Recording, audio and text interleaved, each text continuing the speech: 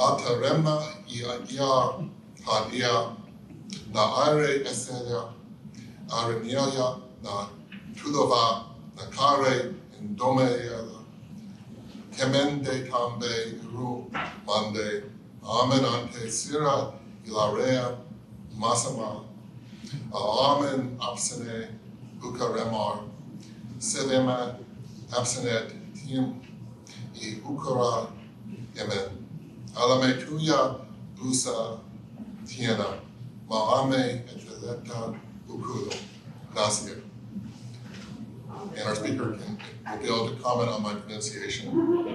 Andrew Welch is a retired Methodist pastor, an online book dealer, and a Tolkien fan for 60 years. I've only been a Tolkien fan for 50 years, so I'll have to cede the floor to Andrew.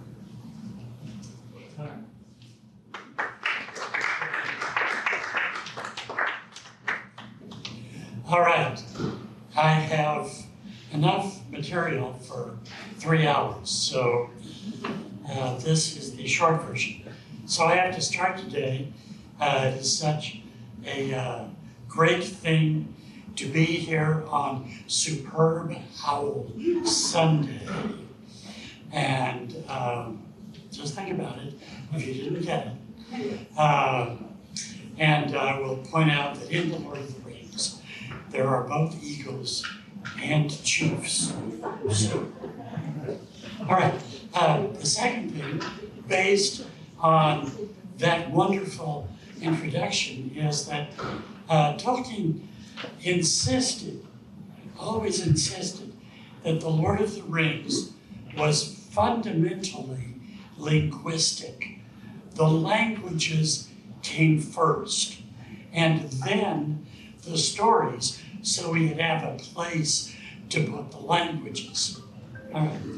So, the seed of this presentation comes from a chance gathering after church between me and Barbara, and so it now comes to fruition, which is a wonderful thing and a great privilege to me. My disclaimer is that I am not a Tolkien expert. I have never made it all the way through the Silmarillion or the rest of the Legendarium, which was what he took to calling all of his work through his life. But I am a fan, and there's plenty there for us to talk about. So, the essential question, how many of you have read The Lord of the Rings? Okay, that makes this easier. All right, how many of you have seen the movies? Yeah, even more people. All right, this is going to be primarily about the books. Why? Because it is the text, and on which everything else is commentary. Now,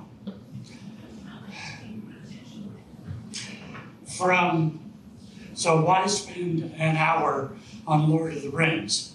From a literary point of view, one reason is it's only been the case of a few books and a few authors in literary history where one work starts and remains the apex of an entire genre. Jane Austen wrote Pride and Prejudice.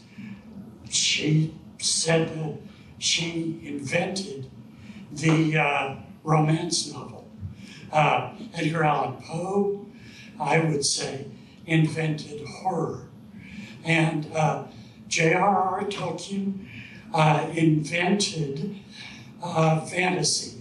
There were fantasies before, and some of you have read those, but he really spawned the genre and it's now more than a genre, it's an industry. And ever since then, it has taken larger and larger sections of your bookstores. And there is no Harry Potter without Lord of the Rings. So, now, its very popularity is another reason to delve into it. It always shows up on most beloved lists. It, I would argue it is at the top of the most important works of 20th century literature, but its very popularity raises the question, is it great literature? Is it simply get segregated into a genre ghetto? Because it's not Hemingway, it's not Faulkner, it's not Virginia Woolf, it's certainly not James Joyce. All the great names of truly important literature of the 20th century. And and that's simply what Tolkien readers and fans have to deal with. And why, there are many reasons why I think that it is great literature. One, it's extremely well written in its way. If you think it's easy to write the way he wrote and have people talk the way he wrote, you are sadly mistaken, and I can show you many examples of bad fantasy literature. You say, what? There is the pacing of it, there is the language itself, there is the gorgeous description. He had a real gift for describing weather and people and landscapes. But the main reason that I consider it great literature is it does what great literature always does. And that is, it connects us with the deepest issues of human life. And it does this in ways that we can not only investigate, but enjoy. And that brings me to the connection between last Sunday's forum with Marilyn Robinson and reading Genesis, and this Sunday's forum, and that is story. If you really want people to pay attention to what you write, what do? You write a story. The fancy word is narrative, but I'll just call it story. And whether it's Genesis or Lord of the Rings or all the other things that we could name, story burrows into our minds in ways that philosophy does for only a few people. If you've read Plato, much less Aquinas or Heidegger, you are in a small minority of people. But if you've read Lord of the Rings, you are in a vast number of people who have done that. And it because story works at a different level. And that's what Lord of the Rings is. It's a story. So, here's, I have time for a quick poll. Do you have a favorite character in Lord of the Rings? Sam. Tom Bombadil. Oh, man. Pippin. Gandalf. Theoden. Theoden. That's good. All right. Eowyn.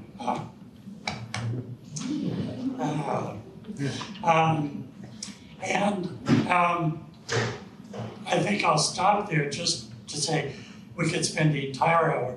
Do you have a favorite scene? A favorite passage? But since I'm doing this presentation, I will go over some of my favorite passages, and so that we can get into the actual text here. So spiritual, the title is Spiritual Themes in Lord of the Rings. And so I want to start with good versus evil, which is a theme in the Lord of the Rings. It's the story of the good guys and gals versus the bad guys. We don't really meet any bad gals in Lord of the Rings. Now, this is one of the most basic plots there is, as long as there have been human beings, good versus evil. And the only thing I will point out is that when Tolkien was writing it, starting in the First World War and working on it all the way through to The Hobbit at the beginning of the Second World War, and then publishing the trilogy in the early 50s, he was going against the grain of great literature, which was abandoning that, I would argue, abandoning that theme in favor of anti-heroes, of portraying life as it really is, so that there really can't, so that it's harder to tell the good from the bad. And later, as time went on, to where we are now, is there such a thing as good or such a thing as evil? All right. That's, anyway. So my question is, what makes the good folk good in Lord of the Rings? And here's something that I think Tolkien does that is harder than it looks, and that is presenting good characters that are three-dimensional and not just, you know what I'm talking about. It's a lot easier to make the villains more entertaining or more intriguing. Going for you who know more than I do, going all the way back to what people say nowadays about Paradise Lost. Satan is a lot more interesting than anybody else in the whole thing. All right. Now, so it is what Tolkien does is give us real characters who we would call, in my shorthand, good. And they are, why is that? Some of my ideas about that. One is that they have virtues, and they act and they show virtues. And again, those of you who know Aristotle a lot better than I do can expound on that. But for Aristotle, there were four primarily, that how you express yourself and what is the essence of living well. They are courage, lots of courage, and among temperance, that is moderation, not being ruled by your passions, fortitude, that is perseverance, and wisdom or discernment. And all of those are intricately woven in to the folks, the good folks in Lord of the Rings. At the same time, the characters that I'm talking about are recognizably human, or elf, or dwarf, or wizard, they are recognizably human. And here's something, again, that Tolkien does. They like to eat. They like the good of life. They have an eye. And here is something that we're back to philosophy, but that, again, Tolkien does. So, but I get ahead of myself. They are recognizable characters. All the song, all the references to art are ways of expressing their humanity that contribute to, here's the philosophy, the good, the true, and the beautiful. And all of those things are put in stark contrast to the guys on the other side, Sauron and the rest of them. Their language, I could go on all day. Their language is harsh. They do not create anything, but they live to destroy. They lie, and they have no use for the good things in life. And that's, I think, part of the genius of Tolkien. Again, back to the landscapes. As they are walking through, wherever they're walking through, Tolkien helps us notice what they're noticing. And that is the beauty around them, how good it is to be alive in this world. And that is part of what makes them good. Now, because Sauron and Saruman and the rest do not care about any of those things. And that brings me to what makes the bad guys bad. And it is, I think, that they are completely and wholly devoted to power and domination and using the power that they have. I have this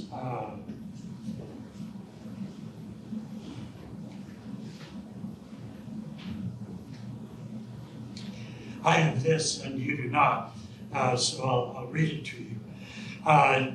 When they're at the Council of Elrond, Gandalf says that Sauron cares. He is very wise and weighs all things to a nicety in the scales of his malice.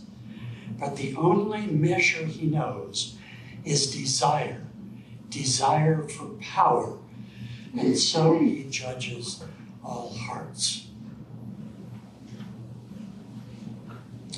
It's February 9th, 2025, folks. That's all I will say.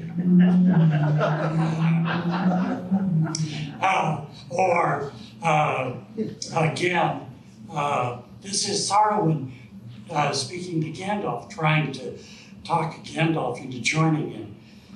The elder days are gone, the middle days are passing, the younger days are beginning. The time of the elves is over, but our time is at hand. The world of men, which we must rule. But we must have power power to order things, all things, as we will, for that good which only the wise can see.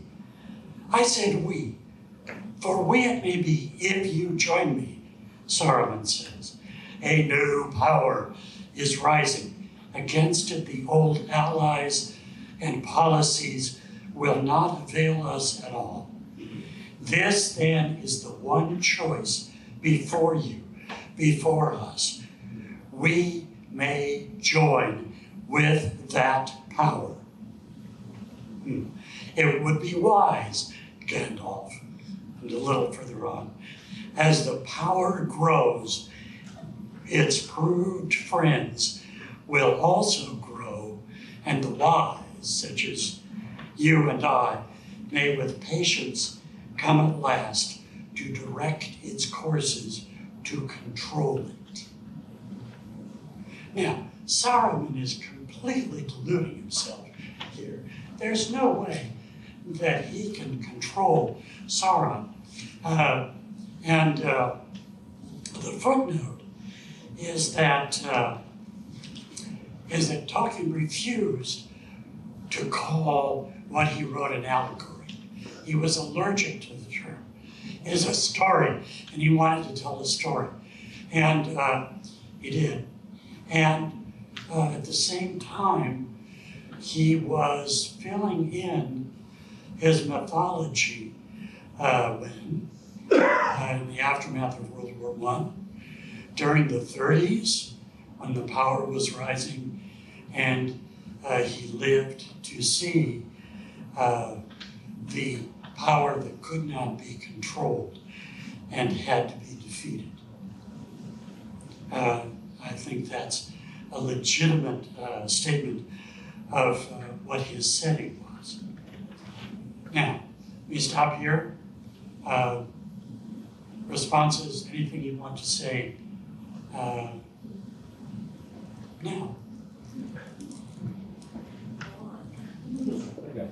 All right. I have something for Sure. The wizard that Gandalf worked with, or was it that one of the ring instead of Sauron was Saruman, right? Saruman. Yeah, Saruman. Yeah, Yes. okay. Yeah. Just wanted to clarify that. I Yeah. thought you said another word, but I just thought it out there. Okay. Thank you. All right. Now, power. Now, here again, this is the brilliance of Lord of the Rings. Some of you are familiar, you know, the term that Hitchcock used for the thing that makes the plot work, the MacGuffin, right? You know that? It's a wonderful. And in Lord of the Rings, guess what? The ring is the MacGuffin. And that's the source of the power, and it kicks off the plot. However, in contrast to most quest stories, the goal of Lord of the Rings is to destroy the MacGuffin, not to find it. Whether you know, Tolkien knew all the Grail stories and all the other quest stories of Western culture, knew them backwards and forwards. And when he came to write it, he came to write about the one ring to rule them all, one ring to find them, one ring to bring them all, and in the darkness bind them in the land of Mordor, where the shadows lie. Okay, a powerful symbol, and the whole goal is to get rid of it. They know it, they have it, they need to get rid of it.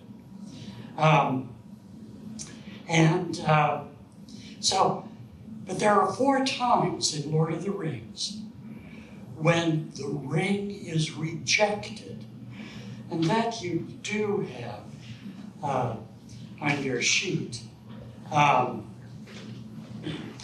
The first time you don't have it is when Bilbo gives up the ring to Gandalf. Now, isn't that interesting? And although Bilbo doesn't want to, but Gandalf doesn't have to take it from him. He just has to intimidate him a little bit. He has to get large and impressive and reveal his true power. And Bilbo, the Hobbit, voluntarily gives up the ring. According to Gandalf, it's because, one of the reasons is because he didn't take it by force. And so he managed to escape much of the evil of the ring, and because he was a hobbit. But the second person, not that long after, is you have it from Gandalf as the ring. And this is important. It's 1, 2, 3. The third quotation, beginning, "No," cried Gandalf, springing to his feet. "With that power, I should have power too great and terrible, and over me the ring would gain a power still greater and more deadly." His eyes flashed and his face was lit as by a fire within. "Do not tempt me, for I do not wish to become like the Dark Lord himself. Yet the way of the ring to my heart is by pity for weakness and the desire of strength to do good. Do not tempt me. I dare not take it, not even to keep it safe unused. The wish to wield it would be too great for my strength." Now, okay, this is a message of such power that it is the renunciation of power, of saying no to it, that shows real strength. Think about that for a minute, because there's a second that is like unto it, and it's the next one. Galadriel says almost the same thing, right? Frodo says, "You are wise and fearless." You have it in front of you. "I will give you the one ring if you ask for it. It is too great a matter for me." And she says, "And now at last it comes. You will give me the ring freely. In place of the Dark Lord, you will set up a queen, and I shall not be dark, but beautiful and terrible as the morning and the night, fair as the sea and sun and the snow upon the mountain, dreadful as the storm and lightning, stronger than the foundations of the earth. All shall love me and despair."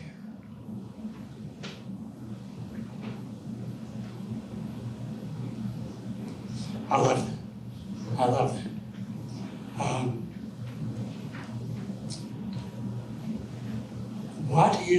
What is going on here? What is going on? Well, one, the ring is evil, and you can't use evil things for good. But what is also going on here?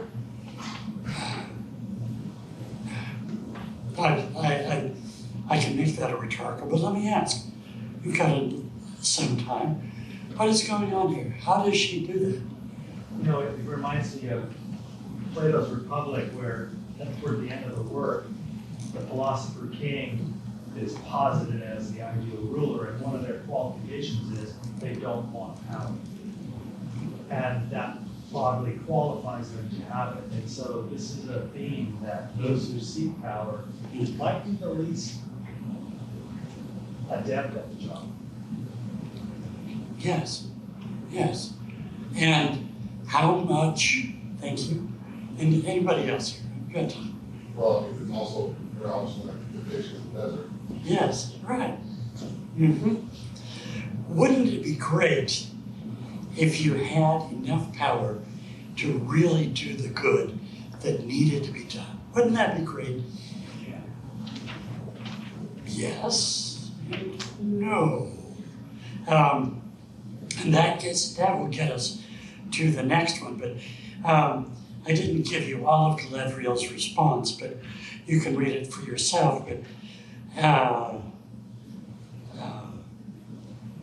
she says, well, it describes her as, then she let her hand fall, and the light faded, and suddenly she laughed again.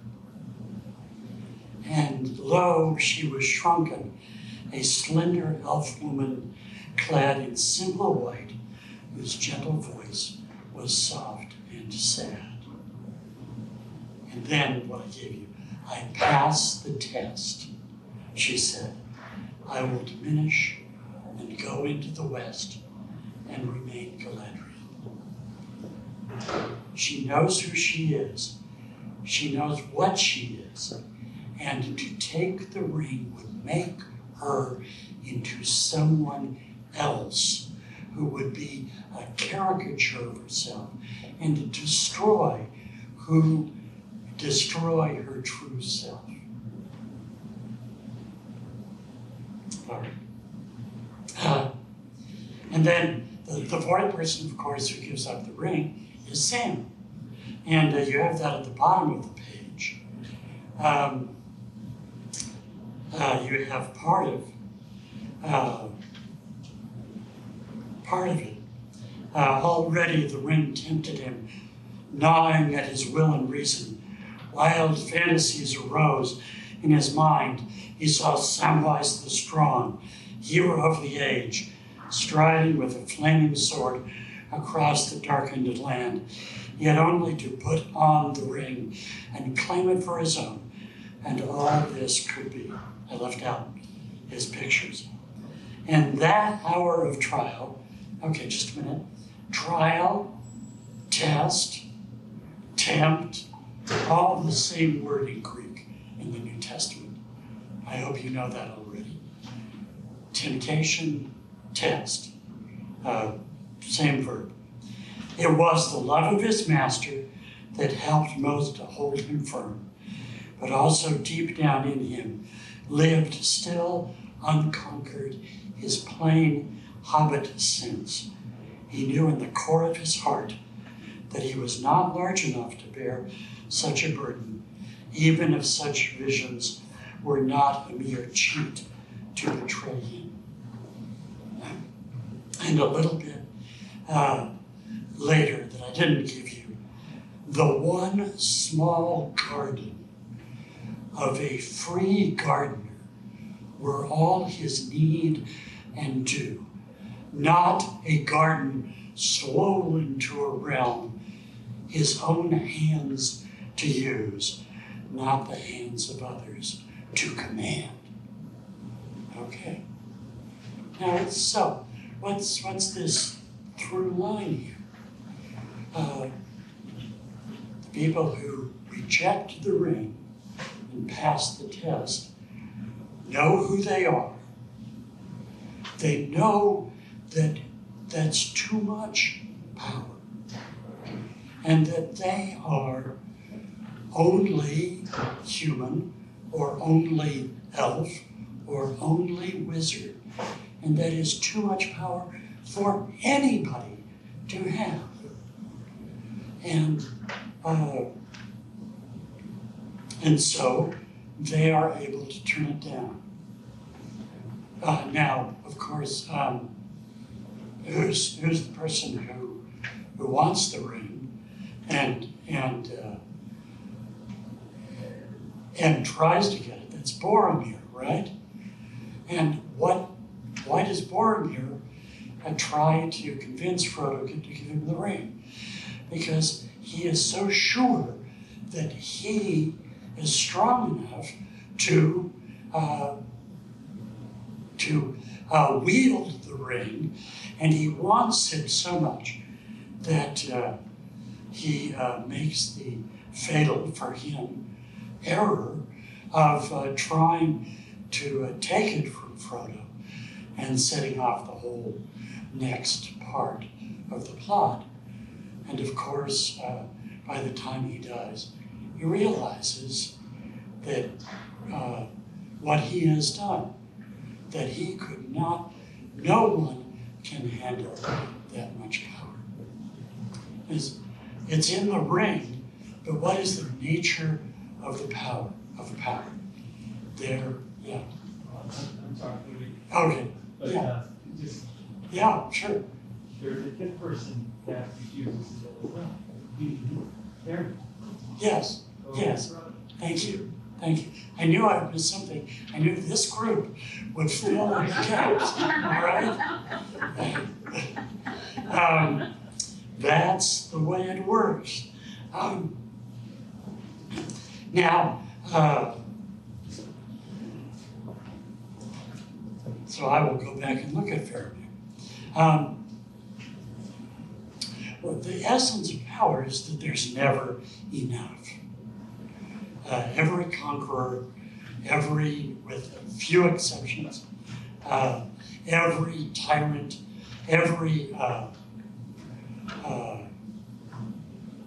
everyone we could name, it's never enough. Power consumes us, and it's only by saying no to it that we can do the good that we can do. And that's the other thing I want to say about power. Look at the different kinds of power in Lord of the Rings. There's the warrior's power, whether it's Aragorn or Theoden or Boromir and Faramir and all the other captains, all the warriors, their valor in battle. Tolkien is very good at, and he's really good at writing battles. And if he wanted to, he could just make the whole thing about smiting people and each other, right? In Lord of the Rings, knowledge is power. And this is something I noticed preparing for this. There is actually not a great deal of magic in Lord of the Rings. We don't see Gandalf doing spells that often. However, Gandalf and Elrond and Saruman have knowledge, deep knowledge, that enables them to act wisely, and we would say magically. Knowledge is power. But then, of course, Sauron's power is domination and fear, terror. The Nazgul just are terror embodied, and they have that effect on people.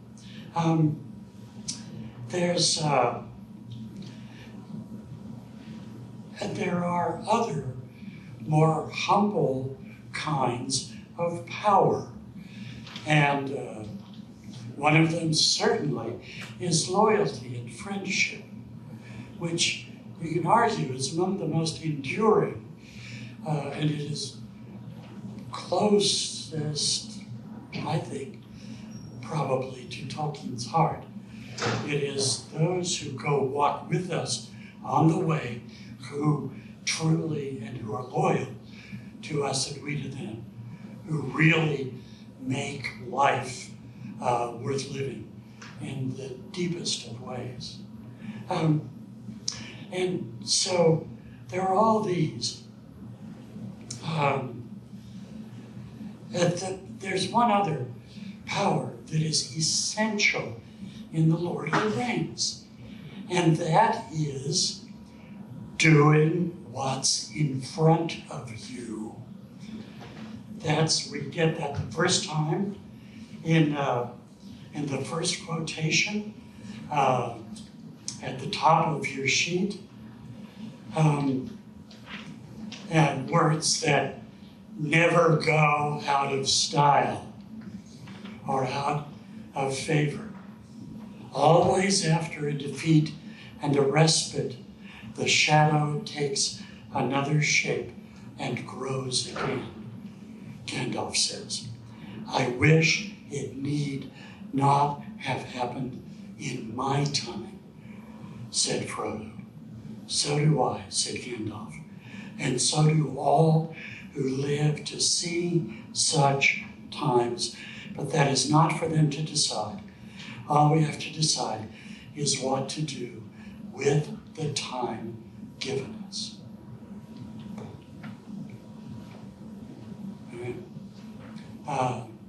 And that is the power that propels Frodo and Sam all the way to Mount Doom.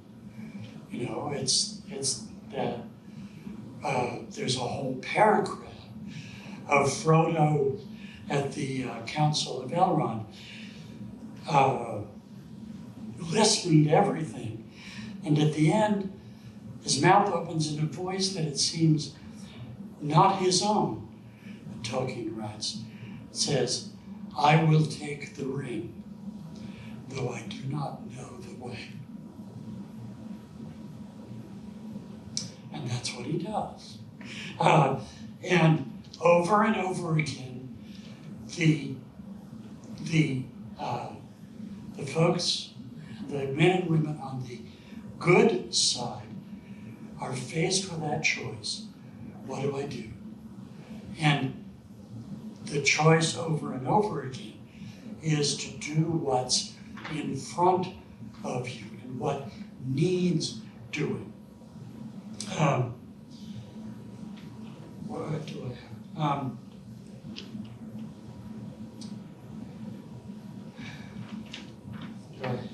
Yes. It's the next to the last quote on the first page there. Tolkien spends over a page of Sam after he thinks Frodo is dead. Over a page, which is a lot. What do I do now? And he walks through Sam's state of mind and what he's thinking about and what you have in front of you. What am I to do then? He cried again. And now he seemed plainly to know the hard answer. See it through. Another lonely journey and the worst. It happens, for heaven's sake, when Frodo and Sam are together again and they're looking across to Mount Doom, and Frodo says, and it's impossible. It's just impossible. Still, we shall have to try. It's no worse than I expected. I never hoped to get across. I can't see any hope of it now, but I've still got to do the best I can. At present, that is to avoid being captured as long as possible, so we must still go northwards. And this is what the entire story hinges on. Not the wise, not the warriors, the two hobbits who are simply doing what they said they would do, no matter what. And that is the true power in Lord of the Rings. And it's the reason, one of the reasons, that it works so well. Now, I gave you more stuff that is from his letters. That is wonderful stuff. But it's time to open this up again because I've talked long enough. Yes? Can I love your list of powers, and I'm wondering if you'd be willing to add another one, and that is the forgiveness and mercy that Frodo, who in Tolkien's Catholic consciousness is, to me, the Christ figure of the story, and how Frodo always comes to Smeagol's defense against Sam, who often wants to kill him. And so we all know that Smeagol or Gollum becomes instrumental to the successful completion of the quest. So we have to have him there. He's the shadow hobbit who's been absolutely eaten out from the side by quote unquote sin or craving for the ring. So if it weren't for Frodo's mercy and willingness to see still the capacity for redemption in the irredeemable, and you may have been wrong about that, but that's a fascinating power too, isn't it? Yes, and it's in the second quotation you have on the first page. This is where Frodo is introduced to that idea, right? What a pity that Bilbo did not stab that vile creature when he had a chance. Pity, Gandalf says. It was pity that stayed his hand, pity and mercy not to strike without need. And he has been well rewarded, Frodo. Be sure he took so little hurt from the evil and escaped in the end, because he began his ownership of the ring so with pity. Frodo later, he deserves death. Deserves it, I dare say he does. Many that live deserve death, and some that die deserve life. Can you give it to them? What would that take? Power. Then do not be too eager to deal out death in judgment, for even the wise cannot see how it all ends. And Frodo, time and again, lives into that. Why? Because he carries the burden of the ring, and he sees Gollum more and more as his shadow. He knows Gollum inside and out, the farther he goes. Yeah. It's striking me, hearing all this, the word that comes to my mind, I haven't said it outright yet, but is Tolkien's masterful use of irony, and which is what Jesus was the master of in all the courage. In order to die, in order to live, you have to die. In order to be rich, you have to be poor. And especially with the power, as soon as you try to grab power, in other words, the most powerful are the ones who reject the power. And that ties in totally unrelated, but to a great quote of Oscar Wilde, who said there are only two tragedies in life: not getting what you want. The second one is getting what you want. So, irony, yes, I will go with irony in Lord of the Rings. Now, we have a little bit of time left for the question. And the question is Lord of the Rings a Christian work?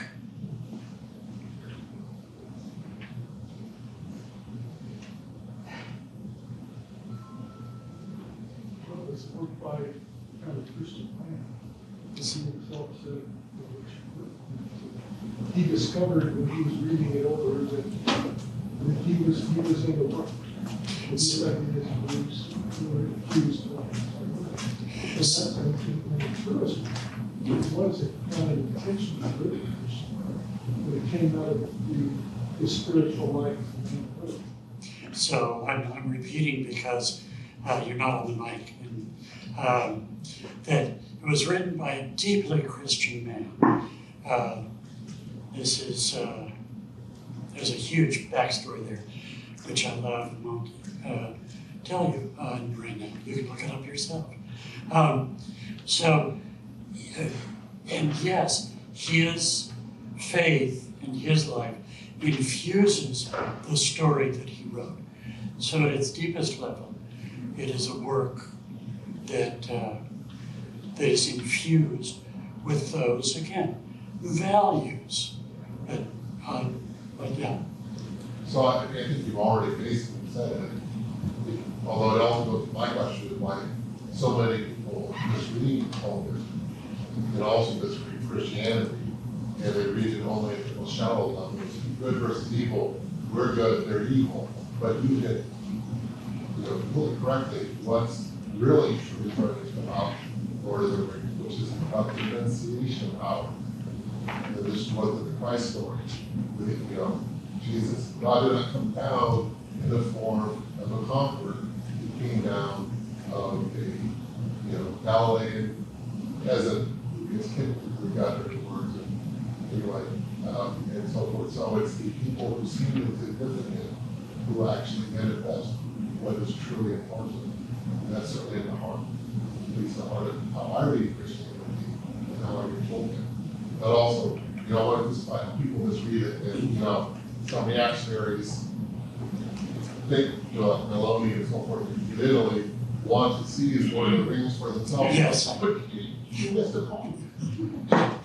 So yes, it's the power of letting go of power. All right? Other folks, yeah. The issue of whether or not a person doesn't realize matter to me.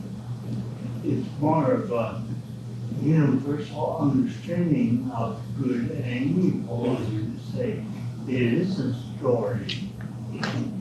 And it's not meant to be taken literally. I don't think.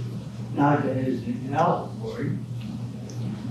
And so I read it with, you know, it's not an explanation, but a way of perspective of seeing what's in Hawaii. It means to me, not to understand the complete understanding of humanity about what was written. Because we can't know the mind of that person who wrote. We can know his mind. Yes, he has a birth Christian perspective because that was who he was. And he wouldn't write a story that was not true to himself. And so my other comment has to be with power.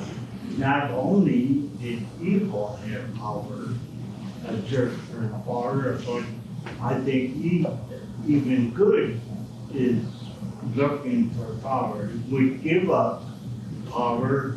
I mean, we say in our creed that there is an Almighty. There is a omnipresence, or omnipotence, whatever, power, all power. And we say in the top step program, yes, there is a higher power. And so is there a different kind of power here label? I would say yes, because the power that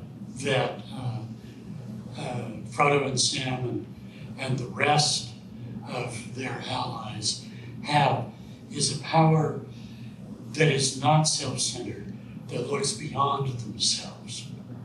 Now, so that's the first. The second thing is,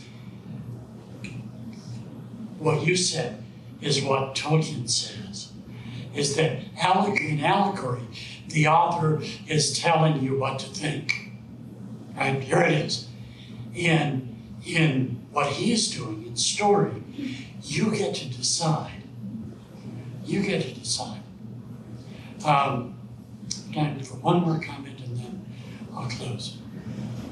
When you asked first for favorite characters, one of the reasons I said Sam was, you know, I've been living with these stories like a lot of us for 50 years, and it was only in the last few years really that I shifted my thinking that when I teach this story in my world mythology classes, you know, Frodo is the obvious tip of the spear of this fellowship, so he's the hero. He's on the hero's journey. But he fails to return home. And with that Christ-like wound in his side, the world is not for him anymore. He has to go with the immortals. And it is Sam, the story in the last bit, shifts to Sam. He's the only one who completes the monument cycle to, you know, the freedom to live and gets to have the Eros Gamos, the sacred marriage, and become fully human, so to speak. And that's why I would lean towards saying this is a kind of Christian story. It's not a missionary story. It's not a come to Jesus story. But the virtues of those traditions are spotlighted in this story in a really powerful way. And so that's what makes it seem kind of Christian. Yeah. Yeah. Go. Yeah, I'm really drawn to Sam also.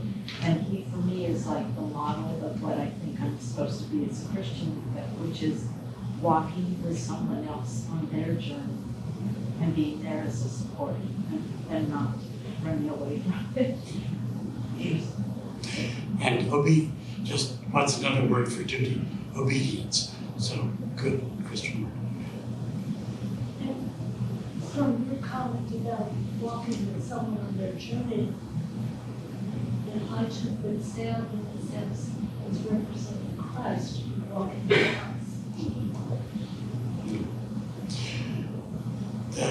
I just think that one of my favorite scenes, Aragon is John's question, and Marion gives an understanding. Yes. He gives up his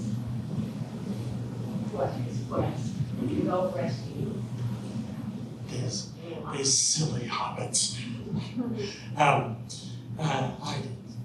will take the last word here, as we're just about out of time, but it's not my word.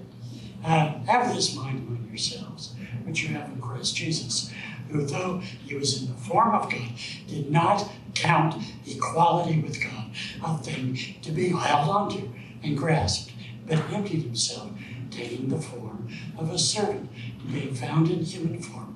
He humbled himself in obedience to death, even death on a cross.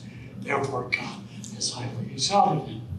Or 1 Corinthians 1, the foolishness of God is wiser than human wisdom, and the weakness of God is stronger than human strength. And God chooses the littlest things in this world, even the things that are not, to bring to nothing the things that are. And John 10:10, the thief comes only to break in and to kill and to steal. I have come that they might have life and have it abundantly. Abundantly. I'm done.